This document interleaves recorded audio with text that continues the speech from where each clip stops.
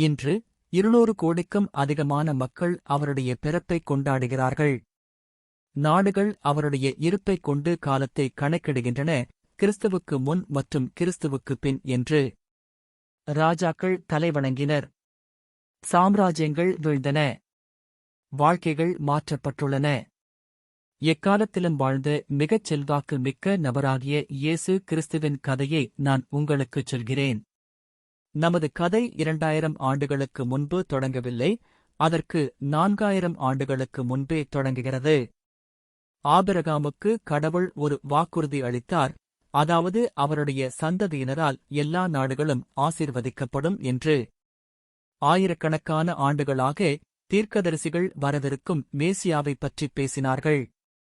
ஒரு கன்னிப்பெண் கர்ப்பமாவதை ஏசாயா கண்டார். பெத்லஹேமை மீகா சுட்டிக்காட்டினார். தானியேல் சரியான காலக்கெடுவை கணக்கிட்டார்.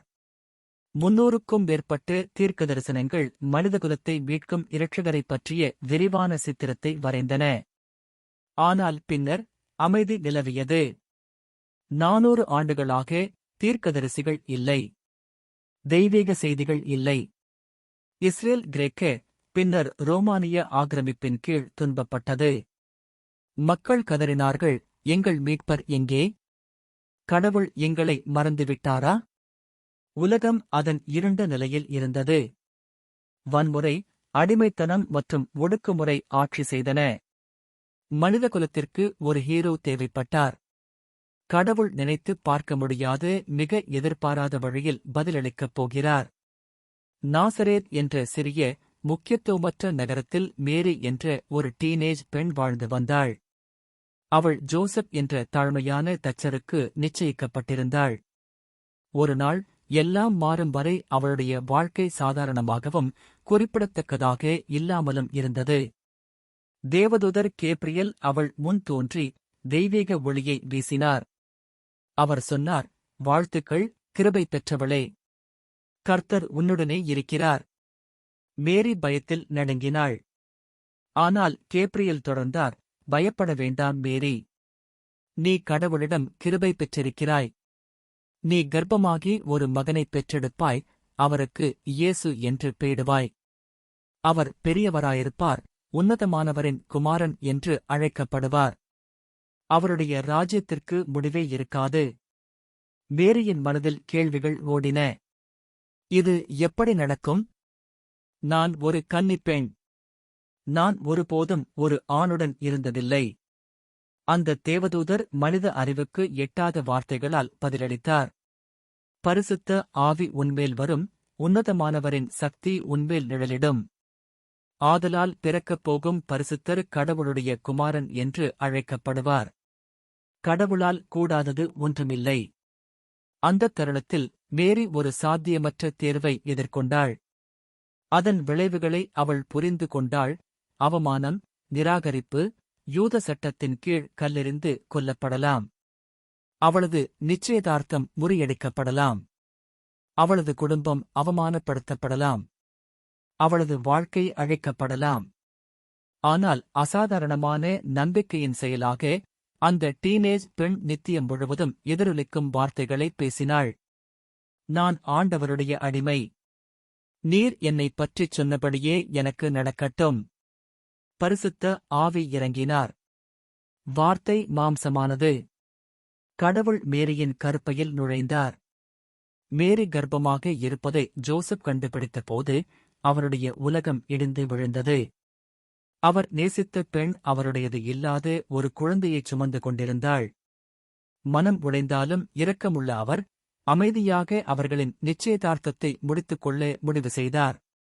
ஆனால் அன்று இரவு ஒரு தேவதூதர் கனவில் அவரைச் சந்தித்தார். தாவீது குமாரனாகிய ஜோசப், மேரியை உன் மனைவியாக ஏற்றுக்கொள்ள பயப்பட வேண்டாம். அவளுக்குள் இருக்கும் குழந்தை பரிசுத்த ஆவியினால் உருவானது. அவருக்கு இயேசு என்று பெயரிடுவீராக, ஏனெனில் அவர் தம் மக்களை அவர்களின் பாவங்களிலிருந்து இரட்சிப்பார். ஜோசப் விழித்தெழுந்து தனது முடிவை எடுத்தார். அவர் மேரிக்குத் துணையாக நிற்பார். இந்த அதிசயக் குழந்தையை அவர் பாதுகாப்பார். அன்பு பயத்தை வென்றது. 9 மாதங்களுக்குப் பிறகு சீசர் அகஸ்டஸ் ஒரு ஆணையை பிறப்பித்தார். எல்லோரும் தங்கள் மூதாதையர் ஊருக்கு திரும்ப வேண்டும் என்று ஒரு கணக்கெடுப்பு. தாவீது ராஜாவின் வழித்தோன்றலான ஜோசப் பெத்லஹேமுக்குச் செல்ல வேண்டியிருந்தது. எனவே 9 மாத கர்ப்பிணியான மேரி நடந்தும் கழுதையின் மீதும் 90 மைல் தூரத்தை கடினமாக கடந்து சென்றாள். ஒவ்வொரு வேதனையான அடியும் தீர்க்கதரிசனத்தை நிறைவேற்றியது. மேசியா தாவீதின் நகரமான பெத்லஹேமில் பிறப்பார். அவர்கள் களைத்துப் போய் வந்து சேர்ந்தார்கள். மேரிக்கு பிரசவ வலி தொடங்கியது. குழந்தை வரப்போகிறது. ஆனால் சத்திரத்தில் இடம் இல்லை. தங்கும் இடங்கள் அனைத்தும் நிரம்பி வழிந்தன. விரக்தியுடனும் பிரசவ வலியுடனும் மேரியும் ஜோசப்பும் விலங்குகள் தூங்கும் ஒரு குகையான தொழுவத்தில் தஞ்சம் புகுந்தனர். அங்கே கற்பனை செய்யக்கூடிய மிகத் தாழ்மையான சூழ்நிலையில் வைக்கோல் மற்றும் விலங்குகளின் வாசனைக்கு நடுவே பிரபஞ்சத்தின் படைப்பாளர் தனது படைப்புக்குள் நுழைந்தார். மேரி ஒரு மகனைப் பெற்றெடுத்தாள். அவள் அவரை துணிகளில் சுற்றி விலங்குகளுக்கான உணவுத் தொட்டியான முன்னணையில் கிடத்தினாள். அரண்மனை இல்லை. ராஜ வரவேற்பு இல்லை. ஆடம்பரம் இல்லை. ராஜாக்களின் ராஜா மறக்கப்பட்டவர்களிடையே பிறந்தார். ஆனால் பரலோகத்தால் அதன் மகிழ்ச்சியை அடக்க முடியவில்லை. பெத்லஹேமுக்கு வெளியே உள்ள வயல்களில் சமூகத்தால் ஒதுக்கப்பட்ட மேய்ப்பர்கள் தங்கள் மந்தைகளை கண்காணித்துக் கொண்டிருந்தபோது திடீரென்று வானம் தெய்வீக ஒளியால் வெடித்தது. ஒரு தேவதூதர் தோன்றி சொன்னார், பயப்பட வேண்டாம். எல்லா மக்களுக்கும் மிகுந்த மகிழ்ச்சியைத் தரும் நற்செய்தியை நான் உங்களுக்குக் கொண்டு வருகிறேன். இன்று தாவீதின் ஊரில் உங்களுக்காக ஒரு இரட்சகர் பிறந்திருக்கிறார். அவரே மேசியா, ஆண்டவர். அப்போது வானம் திறந்தது. ஆயிரக்கணக்கான தேவதூதர்கள் வானத்தை நிரப்பி, உன்னதங்களில் கடவுளுக்கு மகிமையும், பூமியில் அவருடைய தயவு பெற்றவர்களுக்கு சமாதானமும் உண்டாவதாக என்று பாடினார்கள். மேய்ப்பர்கள் பெத்லஹேமுக்கு ஓடினார்கள். தேவதூதர்கள் விவரித்தபடியே சரியாகக் கண்டார்கள். மேரி, ஜோசப் மற்றும் ஒரு குழந்தை முன்னணியில் கிடப்பதைக் கண்டார்கள். அவர்கள் முழங்கால் படியிட்டார்கள்.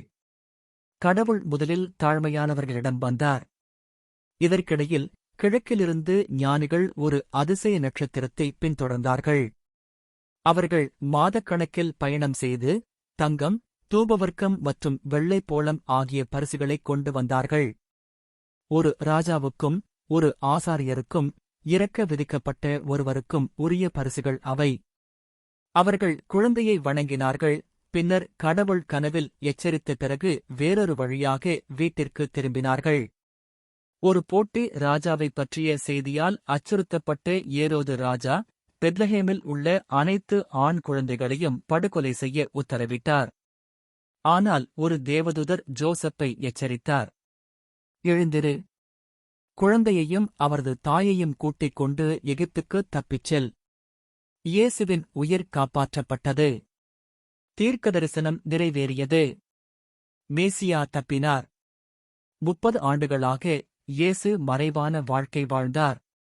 அவர் நாசரேத்தில் வளர்ந்தார். ஜோசப்பிடமிருந்து தச்சு வேலை கற்றுக்கொண்டார். அவர் வேதத்தை படித்தார். அவர் ஜெபம் செய்தார். அவர் காத்திருந்தார்.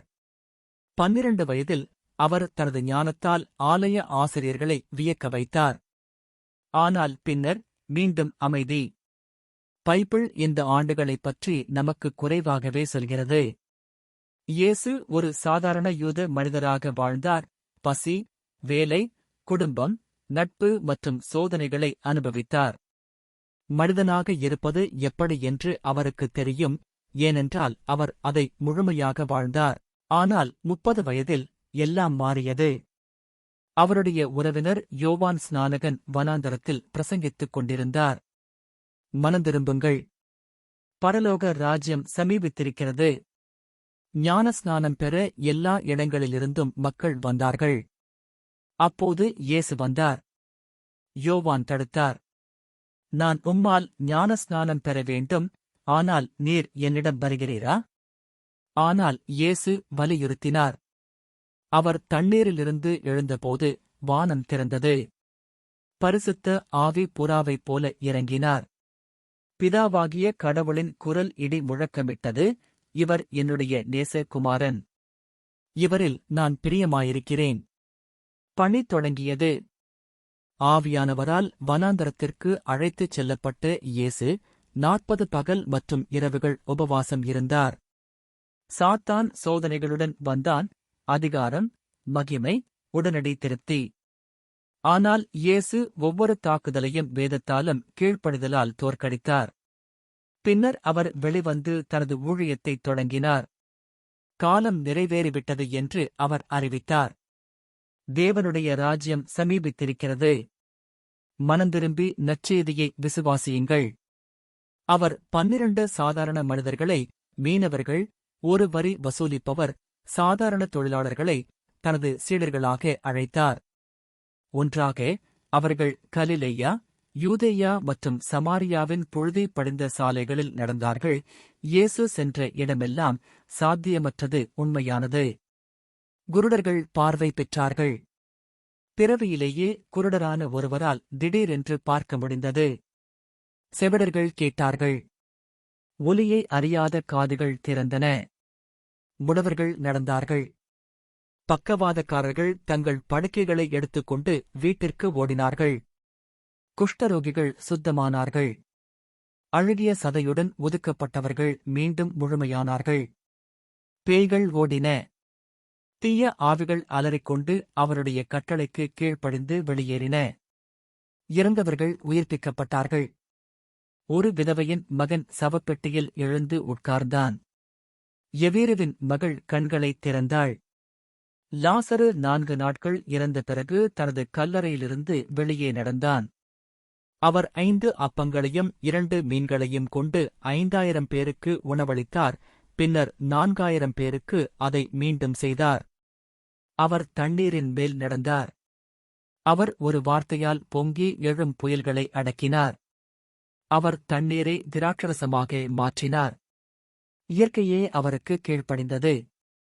ஆனால் அவருடைய மிகப்பெரிய அற்புதங்கள் உடல் ரீதியானவை அல்ல, அவை ஆன்மீக ரீதியானவை. அவர் வரி வசூலிப்பவர்களுடனும் பாவிகளுடனும் சாப்பிட்டார். அவர் தீண்டத்தகாதவர்களைத் தொட்டார். பெண்களை நிராகரித்த சமூகத்தில் அவர் அவர்களைக் கனப்படுத்தினார். அவர் குழந்தைகளை வரவேற்றார். அவர் குற்றம் சாட்டப்பட்டவர்களுக்காக வாதாடினார். அவர் நேசிக்கத்தகாதவர்களை நேசித்தார். அவருடைய போதனைகள் எல்லாவற்றையும் புரட்சிகரமாக மாற்றின. உங்கள் எதிரிகளை நேசியுங்கள். உங்களை துன்புறுத்துபவர்களுக்காக ஜெபம் செய்யுங்கள். ஆவியில் எளிமையுள்ளவர்கள், சாந்த குணமுள்ளவர்கள், இரக்கமுள்ளவர்கள் பாக்கியவான்கள். தீர்ப்பிடாதீர்கள், இல்லை என்றால் நீங்களும் தீர்ப்பிடப்படுவீர்கள். முந்தினோர் பிந்தினோராவார்கள், பிந்தினோர் முந்தினோராவார்கள். நானே வழியும் சத்தியமும் ஜீவனுமாயிருக்கிறேன். என் மூலமாய் அல்லாமல் ஒருவனும் பிதாவிடம் வர முடியாது. ஆயிரக்கணக்கான மக்கள் அவரை பின்தொடர்ந்தார்கள். இப்படி யாரும் போதிப்பதை மக்கள் கேட்டதே இல்லை. அவர் அதிகாரத்துடன் பேசினார். அவர் பாசாங்குத்தனத்தை அம்பலப்படுத்தினார். அவர் நம்பிக்கை அளித்தார். அவர் நித்திய ஜீவனை வாக்களித்தார். ஆனால் எல்லோரும் அவரை நேசிக்கவில்லை. மதத் தலைவர்கள், பரிசேயர்கள், சதுசேயர்கள், பிரதான ஆசாரியர்கள் கோபமடைந்தார்கள். அவர் அவர்களின் அதிகாரத்தை அச்சுறுத்தினார். அவர் அவர்களை வெள்ளையடிக்கப்பட்ட கல்லறைகள் என்றும் இறந்த எலும்புகள் நிறைந்தவர்கள் என்றும் அழைத்தார். அவர் கடவுள் என்று கூறினார். அவர் பாவங்களை மன்னித்தார்.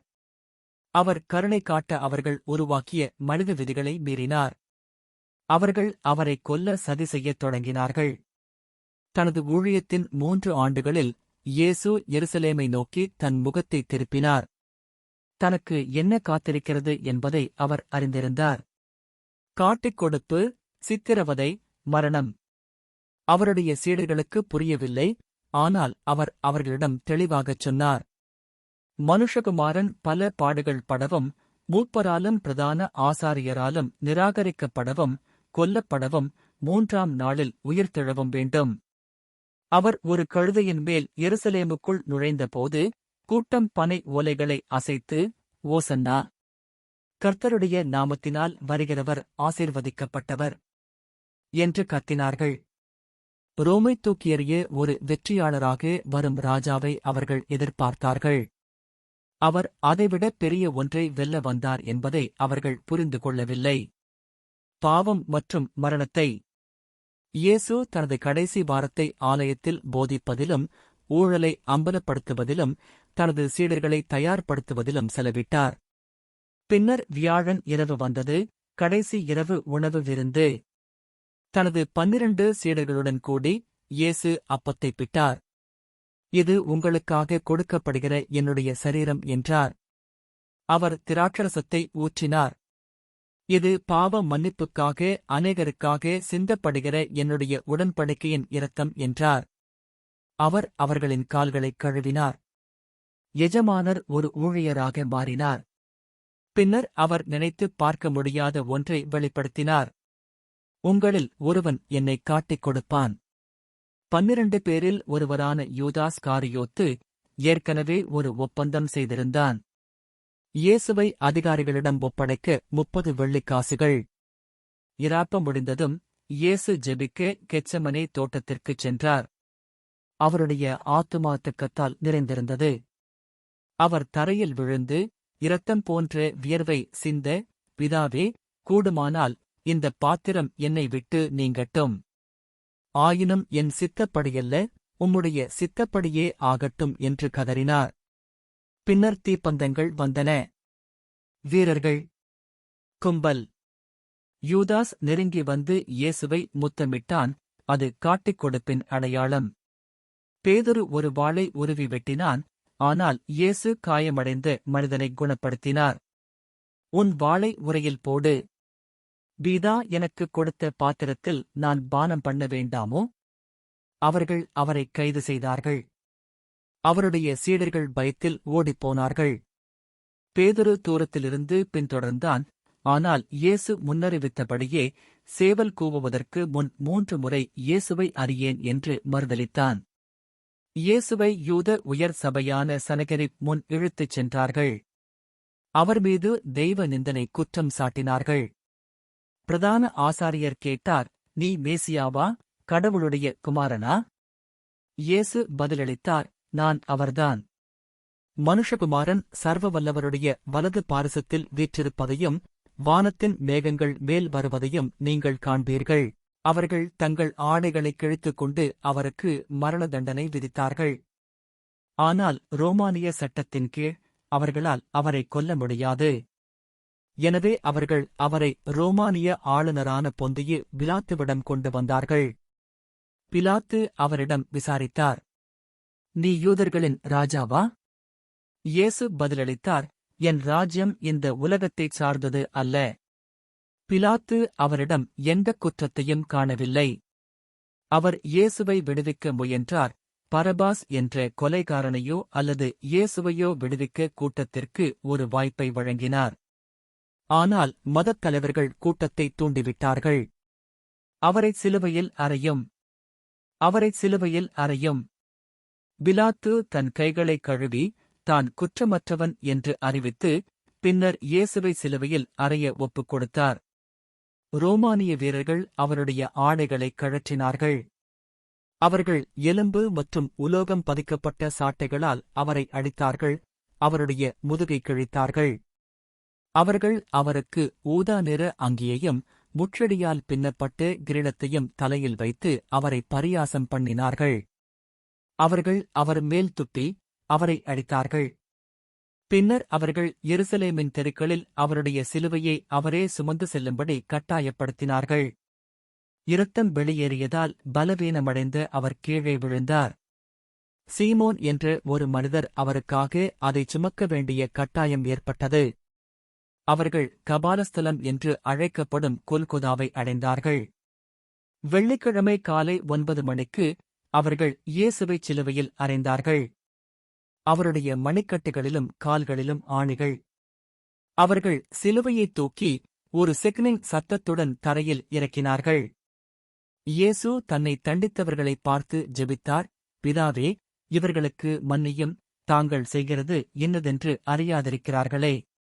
அவர்கள் அவருக்கு பக்கத்தில் 2 குற்றவாளிகளைச் சிலுவையில் அறைந்தார்கள். ஒருவன் அவரை பரியாசம் பண்ணினான். மற்றவன், இயேசுவே, நீர் உம்முடைய ராஜ்யத்தில் வரும்போது என்னை நினைத்துக் கொள்ளும் என்றான். இயேசு வாக்களித்தார், இன்றைக்கு நீ என்னுடனே கூட பரதீசிலிருப்பாய். 6 மணி நேரம் அவர் அங்கே தொங்கினார். கூட்டம் பரியாசம் செய்தது. இவன் மற்றவர்களைக் காப்பாற்றினான், இவனையே காப்பாற்றிக் கொள்ள முடியவில்லை. மதத் தலைவர்கள் இகழ்ந்தார்கள். இவன் சிலுவையிலிருந்து இறங்கி வரட்டும், அப்போது நாங்கள் இவனை விசுவாசிப்போம். ஆனால் இயேசு அங்கேயே இருந்தார். ஏன்? ஏனென்றால் அவர் ஒரு பாதிக்கப்பட்டவர் அல்ல, அவர் ஒரு தன்னார்வலர். அவர் 10,000 தேவதூதர்களை அழைத்திருக்க முடியும். அவர் ஒரு வார்த்தையால் தனது எதிரிகளை அழைத்திருக்க முடியும். ஆனால் அவர் அங்கேயே இருக்கத் தேர்ந்தெடுத்தார். நண்பகலில் 3 மணி நேரம் பூமி முழுவதும் இருள் சூழ்ந்தது. படைப்பே துக்கத்தைக் கொண்டாடினது. இந்த பயங்கரத்தின் மேல் பிரகாசிக்க சூரியன் மறுத்துவிட்டது. அப்போது இயேசு உரக்கக் கத்தினார், ஏலோய், ஏலோய், லாமா சபக்தானி? என் தேவனே, என் தேவனே, ஏன் என்னைக் கைவிட்டீர்? அந்தத் தருணத்தில் பாவமில்லாதவர் பாவமானார். பிதாவிடமிருந்து எந்தப் பிரிவையும் அறியாத அவர் தெய்வீக கைவிடுதலை அனுபவித்தார். அவர் ஒவ்வொரு பொய்யையும், ஒவ்வொரு கொலையையும், ஒவ்வொரு துரோகத்தையும், ஒவ்வொரு போதைப் பழக்கத்தையும், ஒவ்வொரு தவறான செயலையும், மனிதகுலத்தின் கடந்த காலம், நிகழ்காலம் மற்றும் எதிர்காலம் ஆகிய ஒவ்வொரு பாவத்தையும் தன்மேல் ஏற்றுக்கொண்டார். உலகின் தீமையின் பாரம் அவரை நசுக்கியது. பிற்பகல் 3 மணிக்கு இயேசு கத்தினார், எல்லாம் முடிந்தது. அவர் தலையைச் சாய்த்து ஆவியை ஒப்புக் கொடுத்தார். பூமி பயங்கரமாக அதிர்ந்தது. மனிதகுலத்தை கடவுளின் பிரசன்னத்திலிருந்து பிரித்து ஆலயத் திரைச்சீலை மேலிருந்து கீழாக 2ஆக கிழிந்தது. கல்லறைகள் திறந்தன. ரோமானிய நூற்றுக்கதிபதி கூட அறிவித்தார், மெய்யாகவே இந்த மனிதர் கடவுளுடைய குமாரன். இயேசு இறந்துவிட்டார். இரகசிய சீடரான அரிமத்தியா ஊரானாகிய ஜோசப் இயேசுவின் உடலைக் கேட்டார். அவர்கள் அவரை இறக்கி, வாசனை திரவியங்களுடன் மெல்லிய துணியால் சுற்றி, பாறையில் வெட்டப்பட்டு ஒரு புதிய கல்லறையில் வைத்தார்கள். வாசலில் ஒரு பெரிய கல் உருட்டி வைக்கப்பட்டது. ரோமானிய காவலர்கள் நிறுத்தப்பட்டார்கள். பரிசேயர்கள் அதை முத்திரையிட்டார்கள். அவருடைய சீடர்கள் நிலைகுலைந்தார்கள். அவர்களின் நம்பிக்கை இறந்துவிட்டது. அவர்களின் தலைவர் போய்விட்டார். அவர்கள் பயத்தில் ஒளிந்து கொண்டார்கள். சனிக்கிழமை அமைதியாக இருந்தது. கல்லறை கடவுளைப் பிடித்து வைத்திருந்தது. ஆனால் ஞாயிற்றுக்கிழமை வரவிருந்தது. ஞாயிற்றுக்கிழமை விடியற்காலையில் எருசலேமில் ஒரு நிலநடுக்கம் ஏற்பட்டது. ஒரு தேவதூதர் மின்னலைப் போல இறங்கி கல்லை உருட்டித் தள்ளினார். காவலர்கள் செத்தவர்கள் போல விழுந்தார்கள். மகதலேனா மரியாளும் மற்ற பெண்களும் அடக்கம் செய்வதற்கான வாசனை திரவியங்களை எடுத்துக்கொண்டு கல்லறைக்கு வந்தார்கள். கல் உருட்டித் தள்ளப்பட்டிருப்பதைக் கண்டார்கள். கல்லறை காலியாக இருந்தது. பிரேதத் துளிகள் நேர்த்தியாக மடிக்கப்பட்டிருந்தன. பீதி அவர்களைப் பற்றிக் கொண்டது. யாராவது அவருடைய உடலை திருடிவிட்டார்களா? அப்போது 2 தேவதூதர்கள் தோன்றினார்கள். உயிருள்ளவரை நீங்கள் ஏன் மரித்தோரிடத்தில் தேடுகிறீர்கள்? அவர் இங்கே இல்லை. அவர் உயிர்த்தெழுந்தார். மகதலேனா மரியாள் பேதுருவுக்கும் யோவானுக்கும் சொல்ல ஓடினாள். அவர்கள் கல்லறைக்கு ஓடி வந்து காலியான கல்லறையைப் பார்த்து குழப்பத்துடன் வீட்டிற்குச் சென்றார்கள். ஆனால் மரியாள் கல்லறைக்கு வெளியே அழுது கொண்டே நின்றாள். அப்போது அவள் ஒரு குரலைக் கேட்டாள். ஸ்திரியே, ஏன் அழுகிறாய்? யாரைத் தேடுகிறாய்? அவர் தோட்டக்காரர் என்று நினைத்து, ஐயா, நீர் அவரை எடுத்துக்கொண்டு போயிருந்தால் அவரை எங்கே வைத்தீர் என்று எனக்குச் சொல்லும் என்றாள். அப்போது இயேசு அவள் பெயரைச் சொன்னார். மரியாள். அவள் திரும்பி, ரபோனி, போதகரே என்று மூச்சுவிட்டாள். இயேசு உயிருடன் இருந்தார். மரணம் தோற்கடிக்கப்பட்டது. கல்லறை அவரை பிடித்து வைக்க முடியவில்லை. அவர் பாவம், சாத்தான் மற்றும் மரணத்தை வென்றார். அதே நாளில் எம்மாவு செல்லும் சாலையில் 2 சீடர்களுக்கு அவர் தோன்றினார். அன்று மாலை பூட்டப்பட்ட அறைக்குள் சீடர்களுக்கு அவர் தோன்றினார். தோமையா அங்கே இல்லை, சந்தேகம் கொண்டார். ஆனால் ஒரு வாரம் கழித்து இயேசு மீண்டும் தோன்றி தனது காயங்களை தொட்டுப் பார்க்கும்படி தோமையாவை அழைத்தார். தோமையா முழங்கால் படியிட்டார். என் ஆண்டவரே, என் தேவனே! அடுத்த 40 நாட்களில் இயேசு 500க்கும் மேற்பட்ட மக்களுக்கு தோன்றினார். அவர் தனது சீடர்களுடன் சாப்பிட்டார். அவர்களுக்கு கற்பித்தார். அவர் ஒரு ஆவி அல்ல, ஒரு தரிசனம் அல்ல, மாறாக மகிமைப்படுத்தப்பட்ட உடலில் உயிர்த்தெழுந்தவர் என்பதை நிரூபித்தார். பின்னர் மனித வரலாற்றையே மாற்றப் போகும் தருணம் வந்தது. இயேசு ஒரு மலையில் தனது சீடர்களைக் கூட்டி இந்த வார்த்தைகளை பேசினார். வானத்திலும் பூமியிலும் சகல அதிகாரமும் எனக்கு கொடுக்கப்பட்டிருக்கிறது. ஆகையால் நீங்கள் புறப்பட்டுப் போய் சகல ஜாதிகளையும் சீஷராக்கி, பிதா குமாரன் பரிசுத்த ஆவியின் நாமத்திலே அவர்களுக்கு ஞானஸ்நானம் கொடுத்து, நான் உங்களுக்கு கட்டளையிட்ட யாவையும் அவர்கள் கைக்கொள்ளும்படி அவர்களுக்கு உபதேசம் பண்ணுங்கள். இதோ, உலகத்தின் முடிவு பரியந்தம் சகல நாட்களிலும் நான் உங்களுடனே கூட இருக்கிறேன். பின்னர் அவர்கள் கண்முன்னே இயேசு வானத்திற்கு எடுத்துக் கொள்ளப்பட்டார். ஒரு மேகம் அவரை ஏற்றுக்கொண்டது. தேவதூதர்கள் தோன்றி சொன்னார்கள், உங்களிடத்தின்றென்று வானத்துக்கு எடுத்துக் கொள்ளப்பட்ட இந்த இயேசுவானவர் எப்படி உங்கள் கண்களுக்கு முன்பாக வானத்துக்கு எழுந்தருளிப் போனாரோ படியே மறுபடியும் வருவார். 10 நாட்களுக்குப் பிறகு பெந்தகோஸ்தே நாளில் பரிசுத்த ஆவி நெருப்பைப் போல சீடர்கள் மீது இறங்கினார். அவர்கள் கற்றிராத மொழிகளில் பேசினார்கள். பேதுரு பிரசங்கித்தார். ஒரே நாளில் 3000 பேர் விசுவாசித்தார்கள். செய்தி காட்டுத்தீ போல பரவியது. முன்பு பயந்திருந்த இந்த மனிதர்கள் தைரியமானார்கள். அவர்கள் நோயாளிகளை குணப்படுத்தினார்கள், பேய்களை விரட்டினார்கள், எல்லா இடங்களிலும் இயேசுவை பிரசங்கித்தார்கள். எருசலேம், யூதேயா, சமாரியா மற்றும் உலகின் எல்லைகள் வரை. அவர்கள் அடிக்கப்பட்டார்கள், சிறையில் அடைக்கப்பட்டார்கள், சித்திரவதை செய்யப்பட்டார்கள். பெரும்பாலோர் கொல்லப்பட்டார்கள். ஆனால் அவர்கள் ஒருபோதும் நிறுத்தவில்லை. ஏன்? ஏனென்றால் அவர்கள் உயிர்த்தெழுந்த கிறிஸ்துவைக் கண்டார்கள். மரணம் தோற்கடிக்கப்பட்டது என்று அவர்களுக்குத் தெரியும். நித்திய ஜீவன் உண்மையானது என்று அவர்களுக்குத் தெரியும். 300 ஆண்டுகளுக்குள் கிறிஸ்தவம் ரோமானிய பேரரசை மாற்றியது. 2000 ஆண்டுகளுக்குள் அது உலகின் மிகப்பெரிய நம்பிக்கையாக மாறியது. இன்று 200 கோடிக்கும் அதிகமான மக்கள் இயேசுவை பின்பற்றுகிறார்கள். அவருடைய வார்த்தைகள் ஆயிரக்கணக்கான மொழிகளில் மொழிபெயர்க்கப்பட்டுள்ளன. அவருடைய போதனைகள் சட்டங்கள், நெறிமுறைகள், கலை, இசை மற்றும் நாகரிகத்தையே வடிவமைத்துள்ளன. நாடுகள் அவருடைய பிறப்பைக் கொண்டு காலத்தைக் குறிக்கின்றன. மருத்துவமனைகள், பல்கலைக்கழகங்கள் மற்றும் தொண்டு நிறுவனங்கள் அவர் பெயரைத் தாங்கியுள்ளன. அடிமைகள் விடுவிக்கப்பட்டனர், அநீதிகள் சரிசெய்யப்பட்டன, எண்ணற்ற உயிர்கள் மாற்றப்பட்டன. இவை அனைத்தும் தொழுவத்தில் பிறந்த அந்த குழந்தையால்தான்.